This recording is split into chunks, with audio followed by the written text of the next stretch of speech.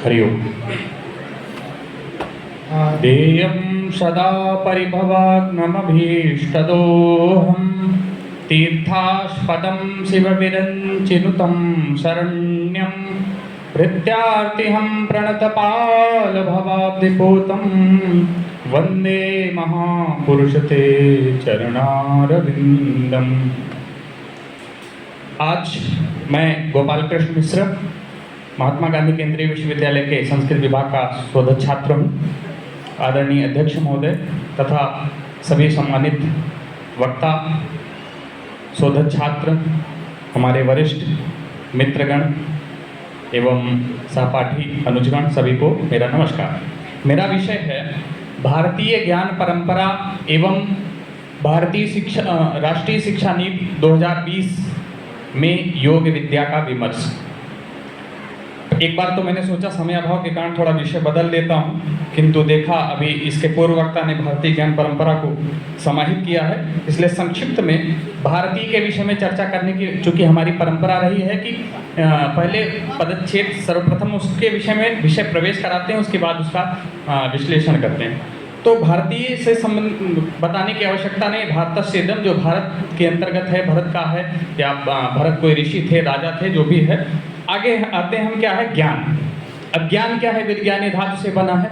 अब ज्ञान, जैसे कि इस विषय में काफी लोगों का मंतव्य रहता है कि ज्ञान केवल कला है, तो ज्ञान कला नहीं है, इसके विज्ञान भी है। उसमें है विशेषण सामान्य न चावबोधा, विशेष रूप से अथवा सामान्य रूप से जो हमें अबोध ज्ञान होता है वही ज्ञान है। अब इसके संदर्भ में अमरकोश है, उसमें प्राप्त होता है मोक्षे धीर ज्ञानम अन्यत्र विज्ञानम शिल्प शास्त्रयोः। मोक्षे धीर, मोक्ष के विषय में जो हमारी बुद्धि होती है, जो वह क्या होता है? ज्ञानम। अन्यत्र शिल्प शास्त्रयोः विज्ञानम, अन्यत्र अन्य स्थानों में जो शिल्प अथवा शास्त्र जो है हमारे, उनमें विज्ञान पाया जाता है।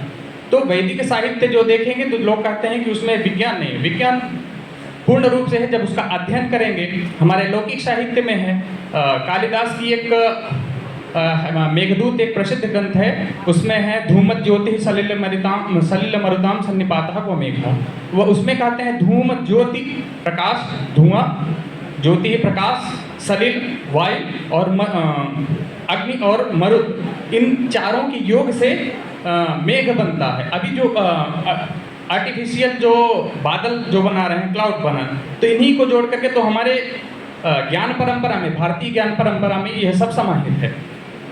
तो आ जाते हैं भारतीय ज्ञान परंपरा। परंपरा क्या है? परंपरा जो होती है वह सतत रूप से होती है, अबाध होती है। एक बार वह आरंभ हो गई तो उसमें विराम नहीं होना है, निर्बाध। इसके पश्चात राष्ट्रीय शिक्षा नीति, राष्ट्रीय। अब शिक्षा के संदर्भ में हम आ जाएंगे। शिक्षा क्या है? शिक्षा है शिक्ष धातु में टू लर्न में अंग प्रत्यय करते हैं, उसके बाद टाप प्रत्यय स्त्रीवाची होता है, शिक्षा बनता है। यह षट वेदांगों के अंतर्गत है। इसमें उच्चारण संबंधी विज्ञान बतलाया गया है। पाणिनि शिक्षा, याज्ञवल्क्य शिक्षा इत्यादि हमें उदाहरण के रूप में प्राप्त होते हैं। अब आ जाते हैं, हमारा अगला है नीति। अभी प्रथम वक्ता जो थे उन्होंने शिक्षक, जैसा कि हमारा विषय है राष्ट्रीय शिक्षा नीति 2020 के प्रभावी क्रियान्वयन में शिक्षा संस्थानों की भूमिका, इसमें शिक्षक जो शब्द है, मैं इस पर भी थोड़ा सा प्रयास डालूंगा। शिक्षक, अध्यापक, गुरु, उपाध्याय, आचार्य, ये सब हमारे जो प्रसिद्ध शब्द हैं। शिक्षक क्या है? तो इसमें शिक्ष धातु से बना है, टू लर्न, ट्रेन, इसी से प्रशिक्षण, प्रशिक्षक इत्यादि बने हुए हैं। इसके लिए मालती माधव में एक है, शिष्टा क्रिया कस्यचिदात्म संस्था संक्रांत रण्य से विशेष युक्ता यस्यो भयम चाति शिक्षकाणाम धुरि प्रतिष्ठा दैतव्यः एव। इसमें यह बताया गया है कि शिष्टा क्रिया कस्यचित आत्म संस्था, किसी के कई बार होता है, कई लोग जानते तो हैं लेकिन उसका अभिव्यक्त नहीं कर पाते हैं। बहुत ज्ञानी होते हैं, हमारे गुरुजी हैं, काव्यशास्त्र के बहुत बड़े मर्मज्ञ हैं, कविता करते हैं, लिखते हैं, लेकिन पढ़ाने वाले, उनके जो भी छात्र पढ़ने वाले थे, बताते थे सर थोड़ा समझा कम पाते हैं। ज्ञान है। कुछ ऐसे होते हैं जिनको ज्ञान थोड़ा कम है, लेकिन वह उनके पढ़ाने की तकनीक जो है वो सरल रूप से है, छात्रों के मध्य प्रभावी ढंग से। तो शिक्षक वही होता है जो इनमें दोनों होते हैं। अब 1 मिनट, चूंकि बार बार इधर घंटी बज रही है, तो मैं अब आ जाता हूँ योग के विषय में। योग क्या है? योग दर्शन में कहा गया है अथ योगानुशासनम। अब हम योग दर्शन के विषय में योग की अनुशासन चर्चा करेंगे। अब द्वितीय सूत्र जो आता है वह कहता है योगश्चित्त वृत्ति निरोधः। योग क्या है? चित्त वृत्ति का निरोध। यह जो हमारा मन है, चंचल है, इसके लिए क्या करना है? चित्त वृत्तियों का निरोध। गीता में भी है चंचलम ही मनः कृष्ण प्रमादि बलवत् दृढ़म।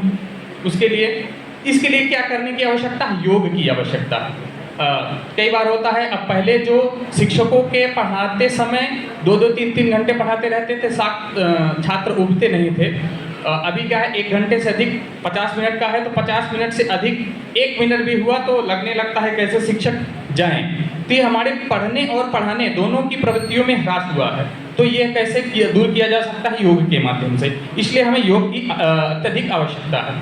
शारीरिक विकास हो चाहे मानसिक विकास हो, सुश्रुत संहिता में कहा गया है प्रसन्न आत्मेन्द्रिय मनः स्वस्थाहित्यभिधीयते। प्रसन्न आत्मा, इंद्रिय, मन जब ये सभी प्रसन्न होते हैं तभी वह स्वस्थ, उसे स्वस्थ की संज्ञा कही जाती है। बार बार बज रहा है, मैं केवल 2-3 उदाहरण दे करके मैं अपनी बात समाप्त करूंगा। श्रीमद् भगवद गीता में है योगः कर्मसु कौशलम। अपने कर्म में कौशल होना, प्रवीण होना ही योग है। जिसके संदर्भ में है कर्मण्येवाधिकारस्ते मा फलेषु कदाचन। इस कई लोग कहते हैं कर्म में ही आपका अधिकार है, फल में नहीं। ये गलत अर्थ है उनका। कर्मण्येवाधिकारस्ते मा फलेषु कदाचन, आपका उसके फल में अधिकार है, नहीं है। आप कर्म करिए, उसके फल की चिंता नहीं करिए, बल्कि ये कहते हैं कि आप कर्म करिए किंतु फल की चिंता नहीं करिए, ये नहीं है। वह कहता है कर्मण्येवाधिकारस्ते मा फलेषु कदाचन। कदाचन, कभी भी आप उसके अधिकार के विषय में चिंतन मत करिए। इसके अतिरिक्त योग क्यों पढ़ना? दुख संयोग वियोगम योग संगीतम और इत्यादि। हमें युक्ताहार विहारस्य युक्त चेष्टस्य कर्मसु युक्त स्वप्नावबोधस्य योगो भवति दुःखः।